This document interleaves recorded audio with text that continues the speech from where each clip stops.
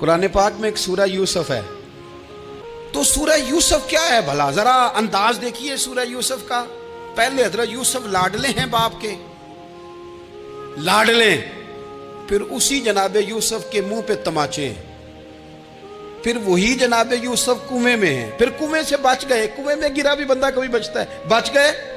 اللہ کی شان ہو تو بچ جاتا ہے. بچ گئے. فرماتے ہیں میں نے سمجھا بچ گیا ہوں. جب بچ گیا تو بڑی تکلیف ہوئی. بھائیوں نے کہا ہمارا غلام ہے، ہم نے بیچنا ہے.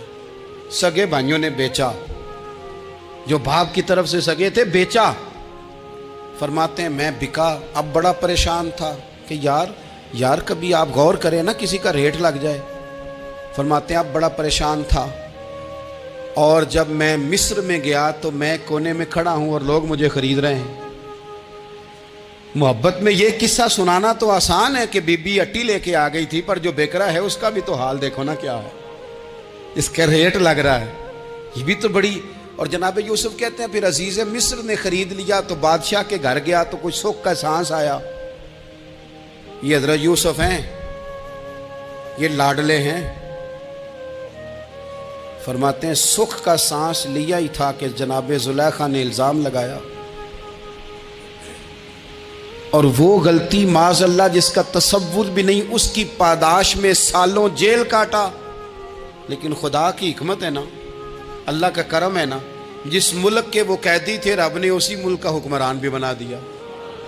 یہ اللہ کی حکمت ہے نا، تقاضے ہیں نا. صبح کے تخت نشین شام کے مجرم ٹھہرے، ہم نے پل بھر میں نصیبوں کو بدلتے دیکھا. وہ جو چاہے جب چاہے کر دے.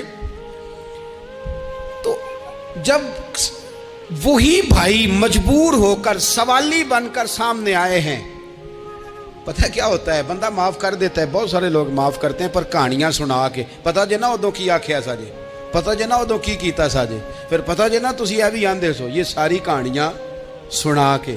لیکن حضرت یوسف کے سامنے کھڑے ہو گئے. جناب یوسف نے بات چھیڑی کوئی نہیں. فرمایا تم سے بات ہی کوئی کرنی، جاؤ تمہیں سارا کچھ معاف کیا.